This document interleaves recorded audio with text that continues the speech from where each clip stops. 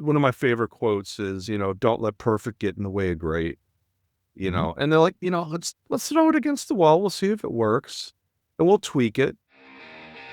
This is Facility Rockstars, the podcast that celebrates the unsung heroes of our daily lives, facility professionals. I'm your host, Jay Colbert. Join me as we honor these great leaders, sharing stories, insights, and expertise that empower us all to learn and grow together. Facility Rockstars is sponsored by Coludus, operating the way you operate in order to make your life easier. Welcome back to Facility Rockstars. I'm your host, Jay Colbert, and today's guest brings a wealth of experience and leadership in health, safety, and environmental management. Before joining his current company, he led safety initiatives at Kerry as the business unit health, safety, and environmental manager, supporting 13 food manufacturing facilities throughout North America. His impressive career also includes safety leadership roles at John Deere, where he delivered the lowest OSHA recordable rate in the factory's history, with over 10 million hours without a lost workday. His experience extends to roles at Donaldson and Mohawk Industries /Daltile, bringing a diverse and global perspective to workplace safety and operational excellence. He currently serves as the Director of Global Health and Safety at Griffith Foods. Don Bezek, welcome to the show. Thanks, Jay. It's great to be here. It's great to have you, man. I know you adjusted for us to get a better time, and I really appreciate it. So thanks for investing your time with us. You're quite welcome. So, Don, as the intro conveyed, you've got a ton of experience across several different industries, and HSE has been really your primary focus. That being said, what's been your biggest lesson learned throughout your journey? Jay, the biggest lesson learned is at the end of the day, it's about the people. It's about serving the people that are in your employ. Our goal is to have folks to come into work, as good or as better a shape as they walked in. One of the things we've instituted at Griffith Foods, at every entrance to every plant globally in 7 languages, this simply says nothing you do here will be as important as going home to your family and loved ones. And we firmly believe in those concepts. It's an honor to have folks work in our plants, and we need to treat them as such. It's fantastic. Yeah, and what a great mindset and way of looking at the business and your people, because that at the end of the day, that is all that matters. Absolutely. So you mentioned 7 languages at each entrance. Is that accurate? Well, no, it's in 7 different languages across the globe. Gotcha. So Okay. say you're in Brazil, it's going to be in Portuguese, but we make sure we don't put stuff in English that our colleagues will be able to understand. Sure, absolutely. So based on that lesson learned, I mean, can you share some of the detail of what goes into making that happen or allowing that to happen, allowing them to go home as good or better than they were when they arrived? Well, I mean, the key is engagement. Your employees are going to tell you everything you need to know about your workplace. You get that trust. You get the folks to bring things up that concern them, and you take it to the next level. You have them telling each other how they can improve their safety, how they can make the workplace more ergonomically sound, make it just a better place to work. And I'll tell anybody that'll listen that the biggest threat to manufacturing in the future is going to be finding people that want to work in factories. And at the end of the day, Jay, it's like, who wants to work in a dump? Who wants to be popping ibuprofen every night? Who wants to, go home and their clothes smell? It's a quality of life issue, and you're seeing it, on a global basis. There was, 30 years ago, it was like, well, these low cost regions and, they don't have to have the same standards as the U.S. And you're finding more and more around the world that their expectations are even higher than they are in the States, honestly. Ooh, can you say more about that? What are you seeing? No, just seeing, they like in CASA in Central South America, the whole like mental health experience is addressed. They have therapists. They have nutritionalists. They have a physical every year, not as much to protect the company, but to make sure they stay ahead of any chronic illnesses like diabetes, high blood pressure. So it's really a holistic employment experience. And we don't have that as much in the US. But yeah, like I said, you go to parts of Latin America, Asia, but it's a whole package you're offering that employee because you know what? They can walk down the street to the other multinational and make as much or more money. And we're really seeing that competition. Hmm. To be So that it's employer of choice, I think, safety is one of the hierarchy of needs of people. You know, money's significant, sure, but to have that sense of well-being while you're working is critical. Oh, I agree. It's interesting. Let me, this first time this has come up, and we've had other global, directors or VPs on the show, but the fact that South America may offer something more comprehensive, what I'm hearing, than the Yeah, U.S. hasn't come up yet. And yeah. do you have a pulse on the why behind that at all? Um, Cultural, I think, in a lot of ways. There's a lot more government control of the business in what you have to offer the employees. But I also, yeah, I just think culturally there's more of a sense of familia, of family down there, that you treat your people right. I mean, for example, a lot of the facilities have a physician, and because a lot of those countries have nationalized health care, are you going to want to sit in a line with 500 other people to see a government doctor, or would you rather walk into the company physician's office and have them, see you have a sore throat and get you some antibiotics? It's part of a holistic, benefits program, really. Hmm. Yeah, outstanding. And your company's obviously embracing it. Yeah, no, Yeah. absolutely. Yeah. That's great. Let me flip over to lean for a minute because I know that's something that you're passionate about. What is lean to you? What is it at Griffith Foods, and how are you implementing it? Yeah, I mean, people put a spin on lean from a health and safety perspective, and they build complex models, but at the end of the day, it's the avoidance of waste. And what's more wasteful than hurting your employee or having them sore all day or having them home from an injury? I mean, we talk about these kind of cliche, but we talk about the iceberg effect of an employee injury. I mean, you've got the immediate direct costs, but what about having to pay the other people overtime to make up for it?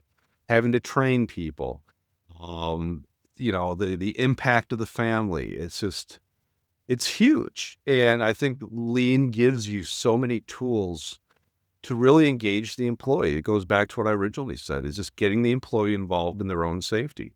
Because they're going to tell you, if you open that communications channel, they're going to tell you what's wrong with your factory. They're going to tell you how to improve it. But conversely, you have to follow up on those things. There's nothing worse than empty promises. When people bring things to your attention, you don't act on them, or at least you don't communicate that you've acted upon. To close that loop is massive in a safety culture.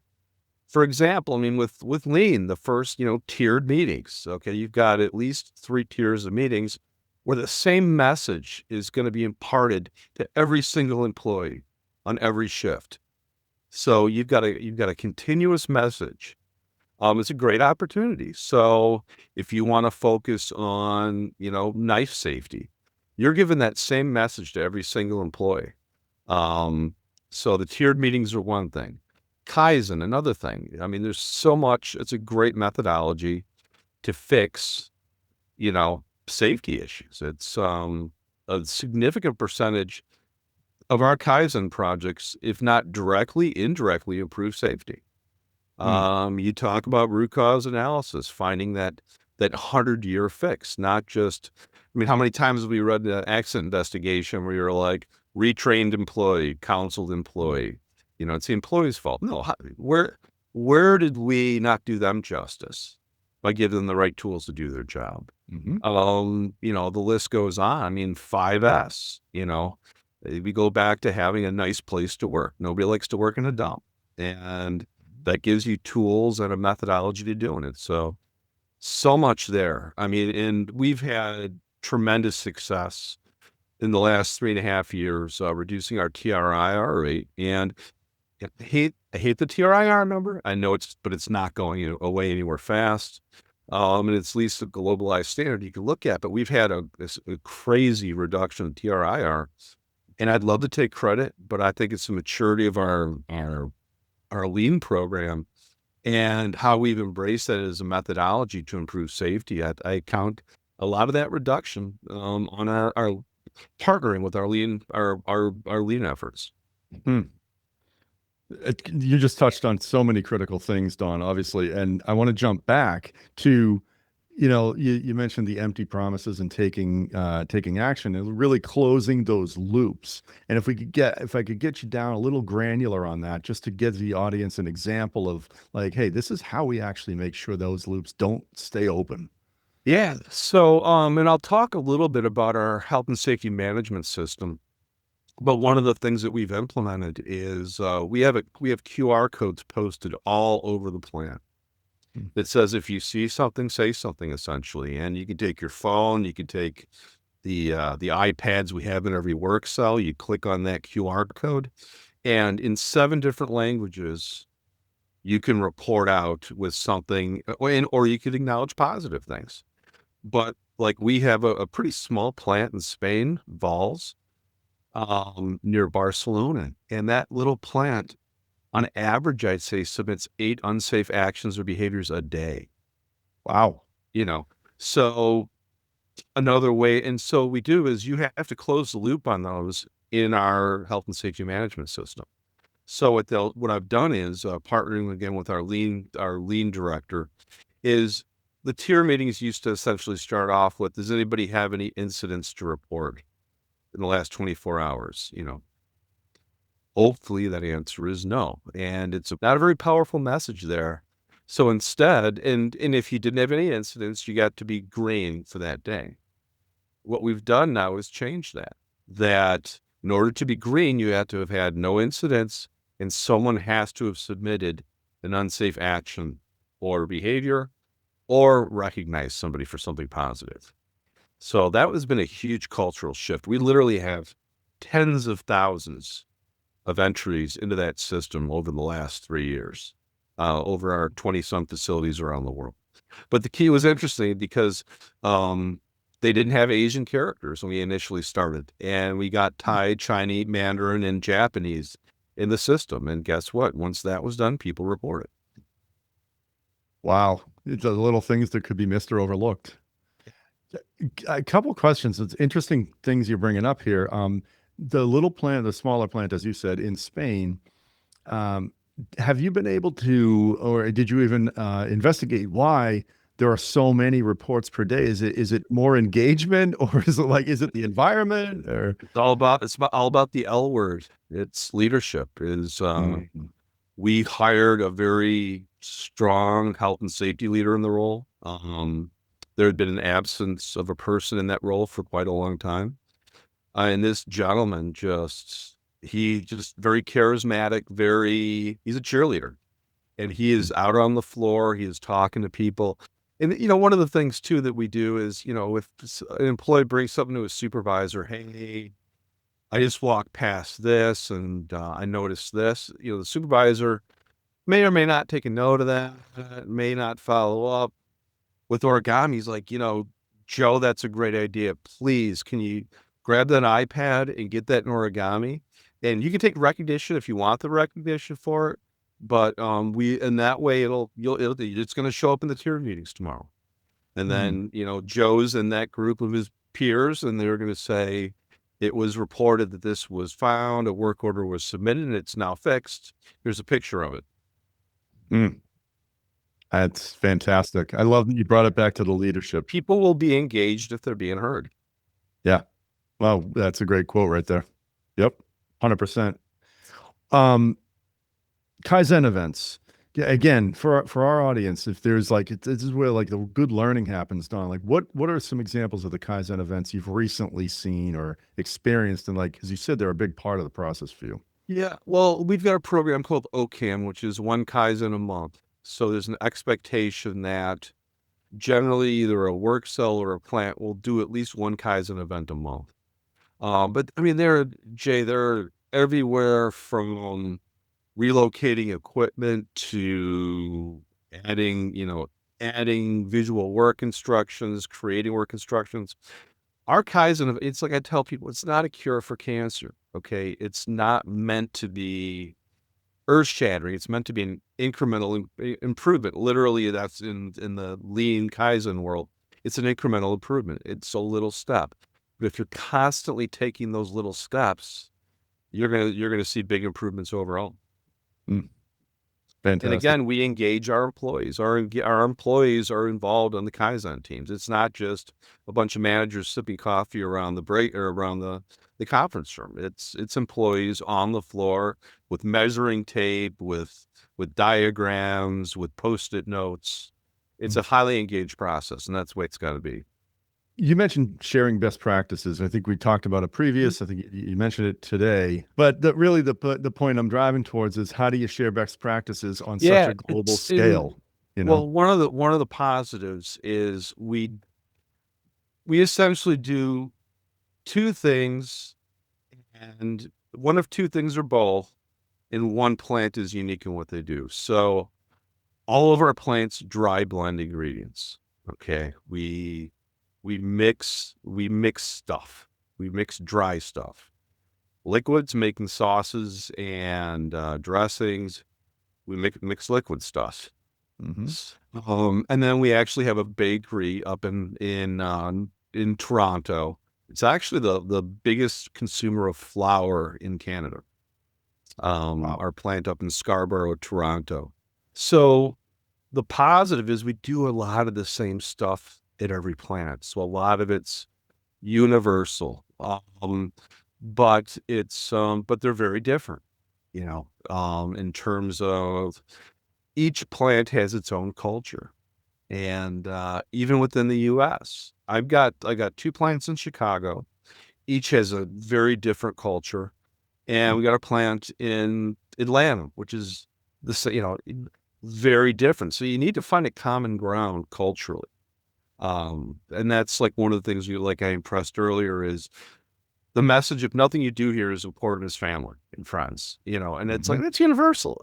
You can put that anywhere and people, it's going to make sense to people, but it's also fine tweaking things to the culture. So like I was down our plant in Costa Rica with my friend Alejandro, and literally there was no one, or double negative. Everyone was wearing their PPE down to every, not one person. And I said to Alejandro, Alejandro, how does this happen? And he looks at me deadpan and he's just like, well, that's your job. You Mm-hmm. know, if I'm in Chicago, Atlanta, am I going to hear, am I going to hear that? Probably not. Because they're show me Mm. why I have to wear this PPE. Oh, If interesting that makes distinction there. sense. Yeah. Culture has a lot to do with it. It can be a negative or positive aspect. That's a really good example you just brought up. So when you run into a show me scenario, right, or mindset is what I'm thinking, how have you handled it?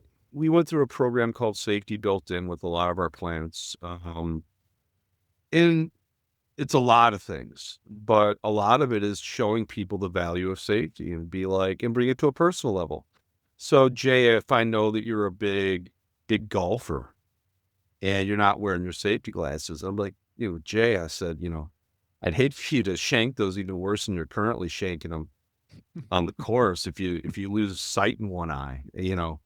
It's rather than the traditional, hey, dummy, put your safety glasses on. Sure. To show them why it's important. Yeah. I mean, that's like any aspect of safety, but PPE is a great example.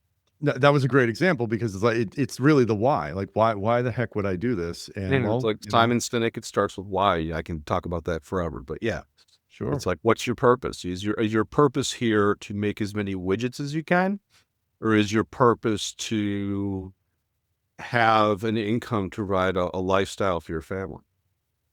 Hmm. And it's like you bring that aspect into it. Sounds a lot different, doesn't it? Yeah, it does. And people, they talk, pressure to produce, pressure to produce. And I've worked in some pretty high pressure manufacturing environments. And we're not asking people you know, to kill themselves by throwing so many, it's like the more often than not, I find that people hurry up so they can take a break. Mm. Hmm. Mm-hmm. Just to, Got it. and I've noticed that throughout multiple industries,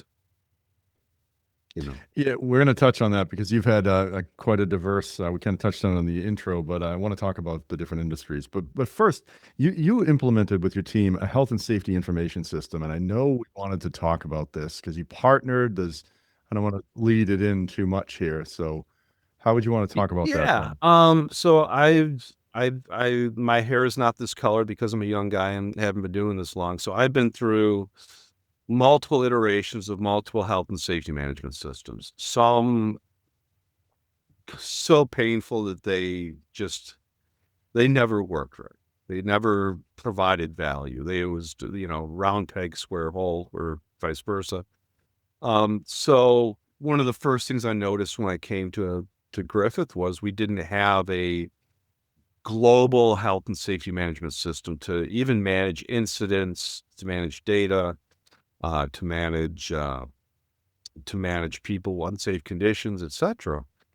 And I had just gotten some scars off a former system at my former employer that literally took years to even get it to a basic usage.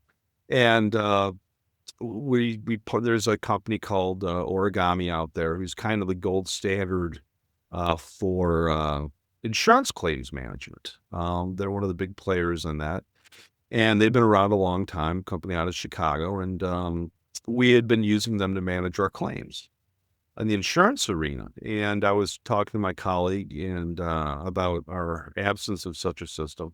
He's like, "Hey, we use Origami, and they just got into the health and safety space. Maybe you should reach out to those guys." And well, okay, sounds fair. I had not heard of them. And I'm a Chicago native, and actually our headquarters is in Chicago, so I went and visited them, and was just pretty blown away by their willingness to work with us as one of their first really global, multi-site customers that really wanted to jump in with both feet with health and safety. And they had been just a tremendous partner. Like I said, we had the first multi-language portal that they ever created. It's kind of like the mother of invention, it's necessity. And like, we don't have that, but we can do that for you. We just did one of the things that we've been doing, this our third year, is a global safety perception survey. So because of the pioneering we had done on the language, the multi character or language characters, we actually did our safety perception survey via QR code in the break room, with people using their phones or their iPads. And in the past, we had gone through a vendor, and it was painful. But just Origami really, they focus on the simplicity. Let's not make it overly complex. One of my favorite quotes is, don't let perfect get in the way of great. Mhm. And they're like, let's throw it against the wall. We'll see if it works, and we'll tweak it. We'll tweak it as we're going along. And it's been amazing. I mean, how we've evolved from, okay, we're having US only being able to report things, to having our incidents in there with, and the other thing is we've got a notification. So based on the level of the incident, like say there's an unsafe condition gets reported in a plant, the whole plant staff gets it. If there's a first aid, the management team at that plant gets it. Okay. If there's a medical treatment beyond first aid, then I get it. Then the regional VP gets it. Our COO gets it, like in real time. And Wow, that's pretty slick. that sounds fantastic. Yeah. I mean, nobody gets surprised. That's Right. kind of the whole concept of it. And now we're So, bringing it into our quality world.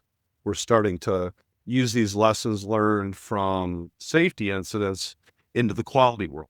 So, a floor worker could report if he saw a quality issue, potential quality issue. If there is an actual quality issue, there would be notifications. And then the beauty of it too is they provide if you're familiar with the root cause analysis, provides a fishbone template. It provides a 5 why template.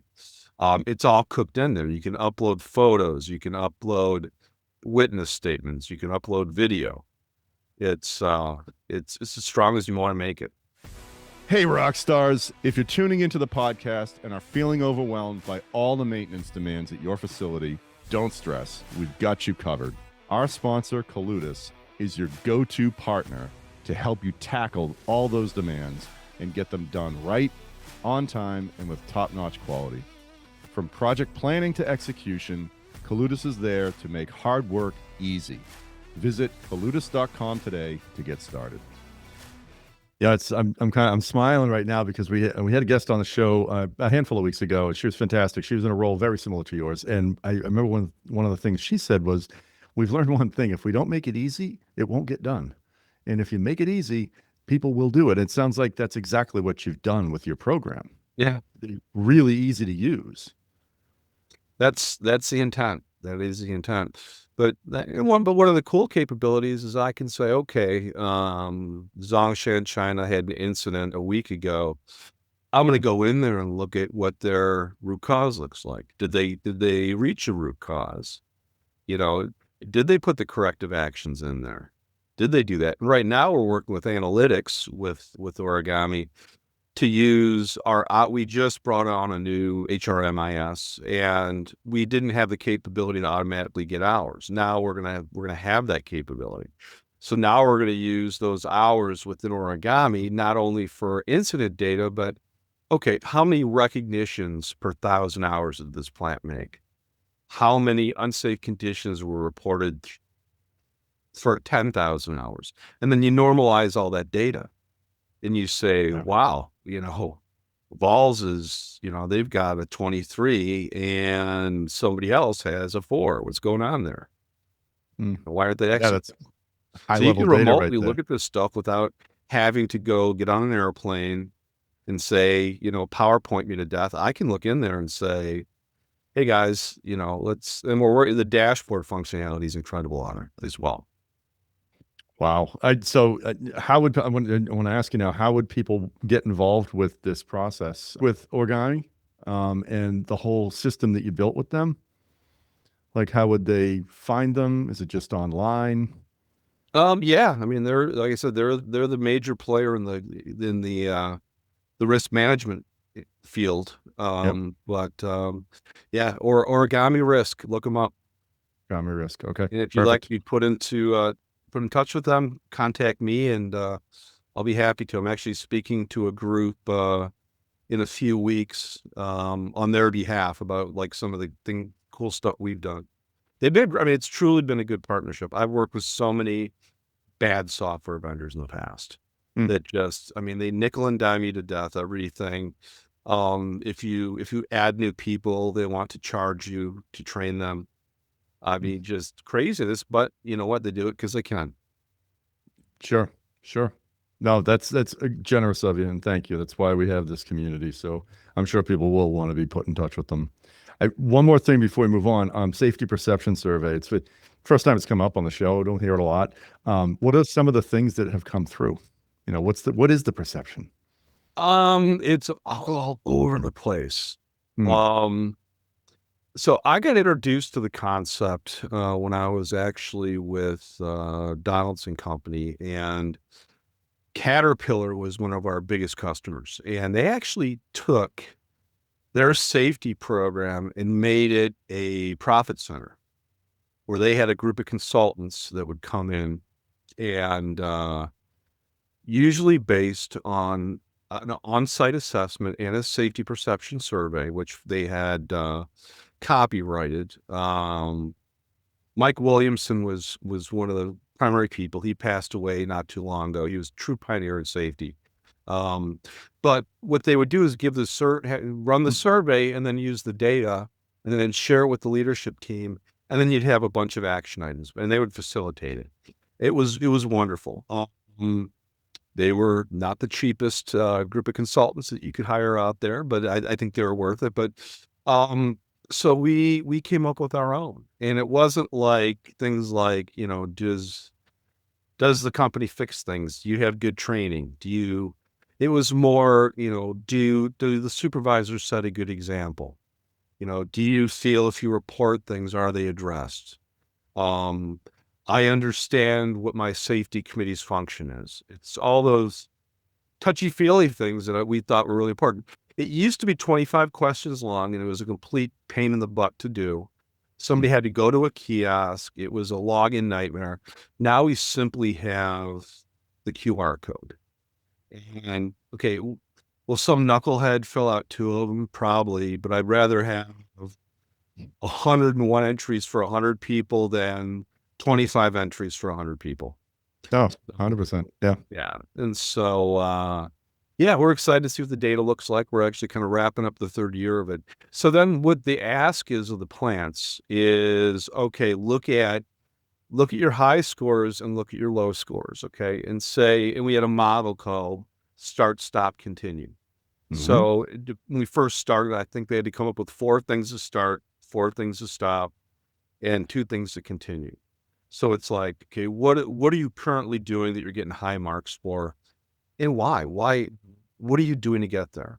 And then the stop is, what are these pain points that you're creating, and what can you do to stop doing those? Okay. And then the continue is like, okay, steady state.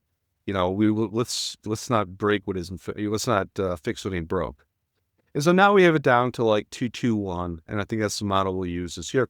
But each site had to have an action plan based on.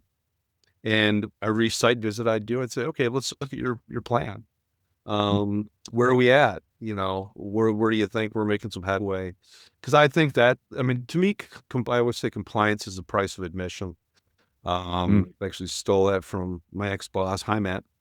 But long story short, it's like, okay, yeah, you're going to be compliant. You got to focus on that. But at the end of the day, that's not going to stop your people from getting hurt. I mean, you got people that are VPP that have passed every corporate audit for the last 5 years, that has the chairman of the board's trophy on the shelf, and then somebody gets killed, and it's like, it's a culture, they say, culture is strategy for breakfast. It's true. I love what you said. And you credited your previous boss, Matt, I believe. Compliance is the price of admission. Is that what you did? Yeah. Price tickets in the door. Great stuff. Great stuff. So I want to jump over to a little bit of your journey and how it blends into the food business being slightly different. I'll let you speak to that, obviously, but you've gone from bomb delivery systems to tile, right? And now you're in the food industry. Yeah. And can you kind of speak to that? Maybe the variations here. Yeah. The biggest issue with the food business is the importance of food safety. It is absolutely, when you say safety is our number one priority. I hate that statement, because in safety, it's like, no, it's a part of your culture. That's a core value. But literally in the food business, it is the number one priority, and it doesn't change. And it's a core value, but literally in everything we do is about making sure that we don't have foreign material, making sure we don't have pathogens, making sure our packaging is right. And so one of the challenges you have is, when you make a change for safety, you have to butt up against some of these food safety rules. Perfect example. In one country, you're required to wear a full, like, bodysuit almost, and wear a face mask. And this is in a tropical climate. And it's like, why do we have, why? And it's like, well, that's law. That's, like a dust collector is another perfect example. Anybody in safety knows you never want to put a dust collector inside a building, because you don't want to have an event. Well, I've seen very few food companies that have them on the outside of the building because of potential introduction of critters, of contaminants, etc. So I think the GMP rules, it's obviously for the better of the quality of the food, but that's the major challenge I've seen between food in other industries I've worked in, because I mean, it really dictates a lot of how you do things. Like gloves, for example. It's like it's a no-brainer. You put people in gloves. Well, that could introduce a foreign material. So how do you balance that, and how do you partner with quality? And I think we've been really good with it. And whenever my guys want to make a big change, it's like, have you talked to quality about that? And it's usually the answer is yeah, which is good. But I love the food business. Obviously, I'm a fan of food, but it's a really fun business most of the time. Doing innovative things, making people happy. It's interesting that you're making this distinction because a lot of times we'll talk. We've had several different industries on the show, obviously, and no one's really made that distinction with the food and beverage, if you will, industry. And like we say, oh, there's a common 6 to 8 issues that everybody's facing, regardless of what they do. But that's a pretty good distinction you just made there with food and food Yeah, safety and and how it really drives it. having not grown up in the food world, because I mean, once people get into food, they generally don't leave that industry. Mm, Most of my colleagues have never worked in another industry, and because I've worked, everything from defense to tile to lawnmowers, it's kind of like a whoa, okay, that's interesting. mm, wow. Because I just normally the approach is if it's for safety, everybody's going to be on board with it. Where it's like with FSQS, it's kind of like, okay, time out, wait, which is Mm. good. Yeah, I mean, even the glove example was like kind of an aha for me. Like you said, it could introduce a foreign what contaminant or Yeah, I mean right. and allergens. If you touch an Hmm. allergen and you're still wearing the glove, and you touch a non-allergen product, it's all stuff you have to take into consideration. Sure, It's sure. an eye opening for me. So I'm going to flip back to HSC as the topic, if you will. And you've mentioned briefly when we talked in the past, it's difficult to find people to get into find talent for HSC, right? So, yeah, what are you seeing? What are you hearing out there? there's a million different ways to go about this one. So a lot of people back in the 70s and 80s got into it because, OSHA 1970. There was a lot of focus because like workers' comp costs were just outrageous. Um, and we've gone a long way. And so number one, there's not as many schools teaching it as a subject to get a major. Hmm. There used to be probably 10 good programs in the Midwest. Now it's been reduced significantly. I'm blessed to have University of Wisconsin Whitewater right down the road here that has a great program. They turn out some great grads, but just people aren't getting into it. And also, it's a tough job. You got to be the bad guy a lot, Hmm. and you need to you got to play doctor, lawyer, businessman, engineer, psychologist. Um, A lot of hats. yeah, you got to wear a lot of hats because that's what it is about. And it's tough if but one of the things I've seen salaries for safety since COVID probably average going up 50%. It's you can make a very good living doing it, and but it's not sexy to a lot of people. It's like Hmm. safety. Ew, who wants to be the Debbie Downer and be safety? And it doesn't have to be like that at all. Right. The best people on a field are like the really positive cheerleader, positive people. Well, I think that's what you said about your Spain plant, right? The It, person is like a exactly. cheerleader. Yeah. Yeah. Yeah. Oh, that's awesome. Yeah. So, Don, you've so much experience. So, what advice would you give to someone in your role, either the same as yours or similar to yours in another company? Number one, finding a company that treats safety as a core value, that treats it no differently than the profitability or getting stuff out the door.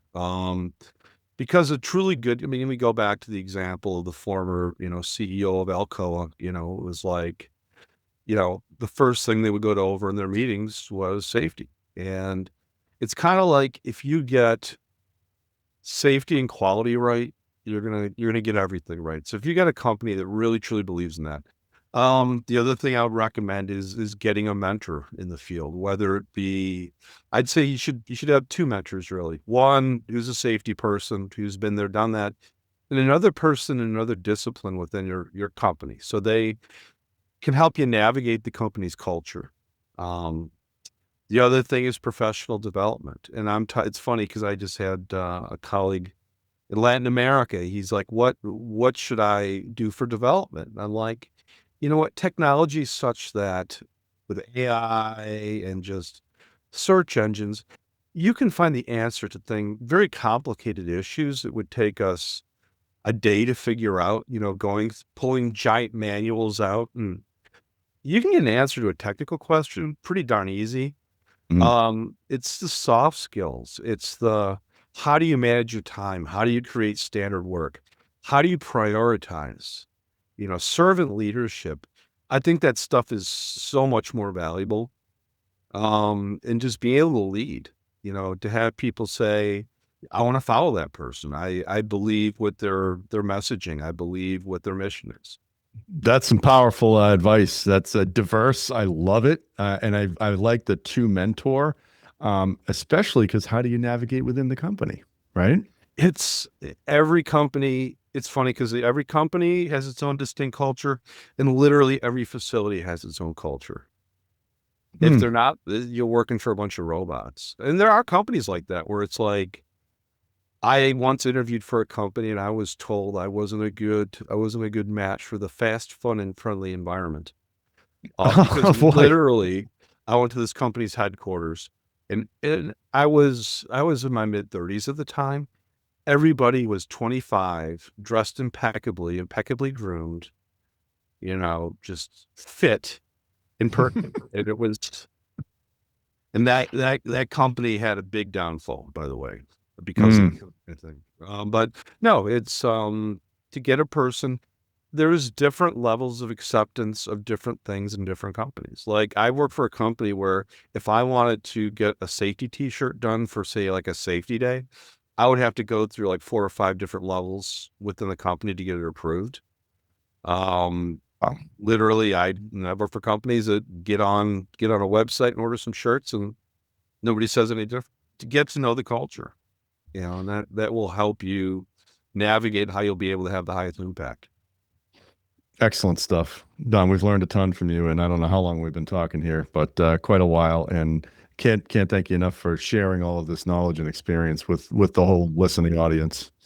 I appreciate the opportunity. It's been a fun ride thus far, and we got a while to go in terms of improving our culture. So, There you go. Well, I don't want to let you off the hook just yet, though.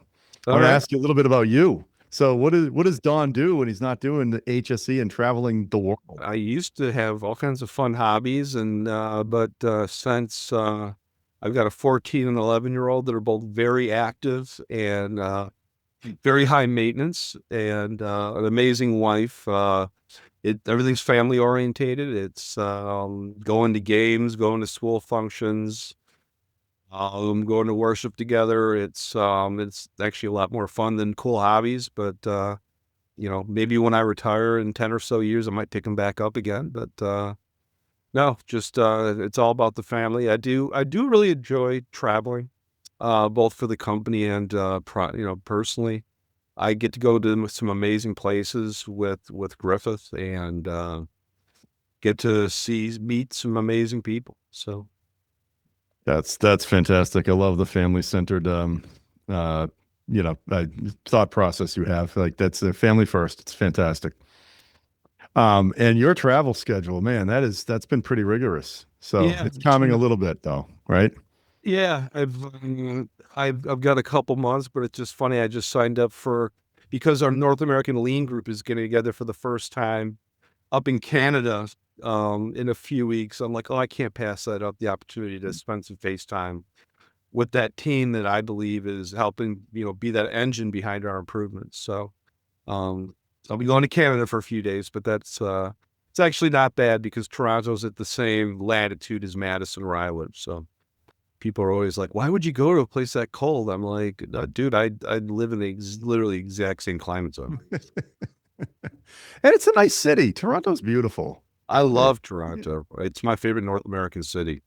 Yeah, it's really, really nice up Truly a there. global city. It's you can find it there. Do you fly into, what is it, Billy Bishop? In a small area No, there? Pearson YYZ. Okay, okay. Gotcha. Always makes you think of the Rush song. Yes. Oh, wow. That's a blast from the past. Yeah. Don, if people wanted to get in touch, and I'm sure they will, what's the best way, if they had questions about anything you shared with us today, right? How should they get in touch with you? Just reach out on LinkedIn. Perfect. I'm on Don Bezek Jr. It's got my email there. Happy to discuss things and happy to help folks and share new ideas. So that's the best way. It's Don Bezek, Bezek Jr. at on LinkedIn. There, I'd give you personal email accounts, but I'm not good at those. So I think LinkedIn's the best way to get a hold of me. No, that's why I asked. That's perfect. Yeah. That's how you and I originally hooked up. So excellent. Yeah.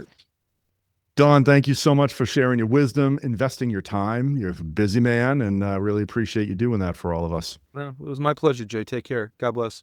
You as well. And for everyone listening, if you heard something that really made you think, or if you learned something, or if you laughed, refer someone to the show. Find us on Spotify, anywhere else you get your podcasts. So another great episode of Facility Rockstars. Have a great week. It's a wrap. Another episode of Facility Rockstars is in the books. Facility Rockstars is sponsored by Coludus, operating the way you operate in order to make your life easier.